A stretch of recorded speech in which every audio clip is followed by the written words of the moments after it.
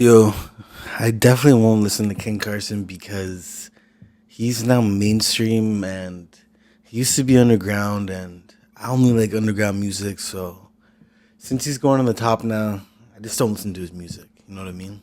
I'm just not that type of person. You know what I mean? But realistically, I'm obviously not like that. But this weird super fan, and I'm definitely like a fan of King Carson and shit like that. But like to this level, it's just straight up weird to me. This fan refuses to listen to King Carson anymore after he's going mainstream. And I don't know why he stopped listening to him after Overseas hitting 79 when A Great Chaos sold 49K first week. Doesn't really make sense to me. This is from Bob Lamb's post. This is his caption. Low key joke post, but actually low key a joke post, but actually it's true. A lot of fans will start listening to an artist once they go mainstream, and King Carson just debuted on the Billboard for the first time this week, so it looks like it's already happening. Does this happen to y'all too? I can't say it doesn't for me sometimes too. And I'm just trying to think of a time where it has. Like, I think when Yeet fully went mainstream, I was pretty much happy for him. I can't really think of an artist where I was like a little bit disappointed they went mainstream. Like, I've never been the type of person that's been like, yo, like this artist is for myself. I don't want him to have more success. I think I've looked at artists that I really fucked with as like, yo, I'm like joining the journey with him. So I'm like, yo, if he's going mainstream, we all made it. You know what I mean? So I've never really had that aspect of being like, yo, oh, I'm just keeping this artist for myself.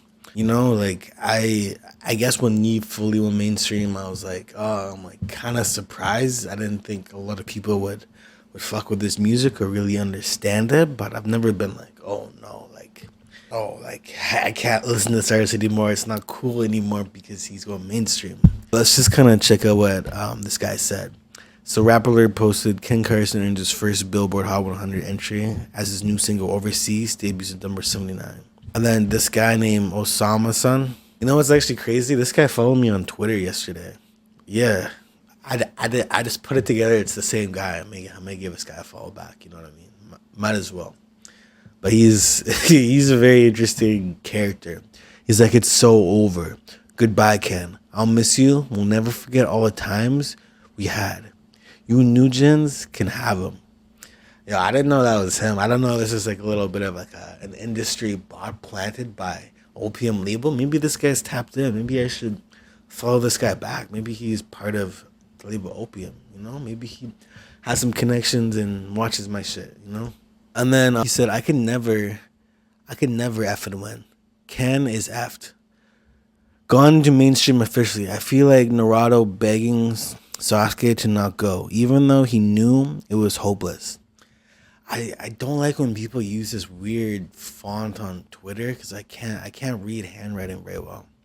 And he's like, my baseball team, DeMar DeRozan, Bills glory days. JoJo all faking for me, who has it worse. I could never win.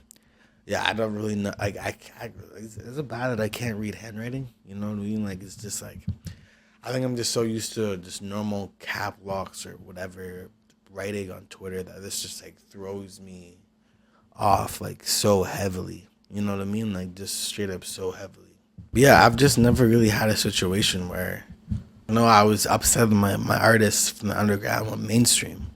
Yeah, a lot of times the music does change a little bit. You know what I mean? Like, trying to think of an artist that's music changed after they went mainstream. I think a good example. This is a totally different niche. This isn't in the same underground niche, but is Jack Harlow. Jack Harlow's music used to be more, still like melodic, but like once he went fully mainstream, he went full like pop mode. You know, like you know the project that had First Class in it. Like he just went really left field. Let me just try to explain more because Jack Harlow I used to actually fuck with.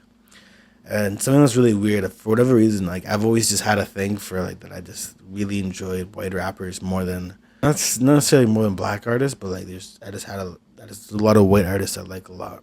But yeah, so say for an example, Confetti, which I think is a really good Jack Harlow project.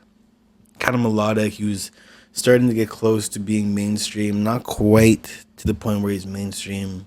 His album Loose was pretty good too. It's still him like rapping, have a little bit of melodic shit in there, but still like showing his lyrical content there. Then Sweet Action, pretty much the same. This is like an EP, Sweet Action by Jack Harlow. Then he had What's Poppin' with the Lyrical Lemonade video. And then boom, Say What They All Say is when he went mainstream after What's Poppin'. Then he started to go in a little bit more pop. And then right after that, Come Home, The Kids Miss You, he went straight pop, where he sounded like he was trying to do like an album like Nothing Was the Same by Drake. And yeah, it was just like, it was still had the same stuff he had before, but it's just like he kind of switched up a little bit, which is understandable. And then he made his bounce back with Jackman, which was him just rapping. There was no melodic effort, it was just him rapping. And then November 10th, 2023, he dropped Lovin' On Me, which is a straight up pop rap track, and he had to make a comeback after Jackman not selling as much and he wanted to go more pop. But I just can't think of another example of an artist switching up too much. I think they're just kind of evolving and kind of switching up just to be more pleasing for the mainstream audience. So there's a wider audience, right? So like, I don't really mind. So I don't know. I think this guy is definitely trolling in a sense, but I think he's trolling with a bit of truth in it just to get some engagement. But I do think this stuff happens quite often. Definitely happens quite often.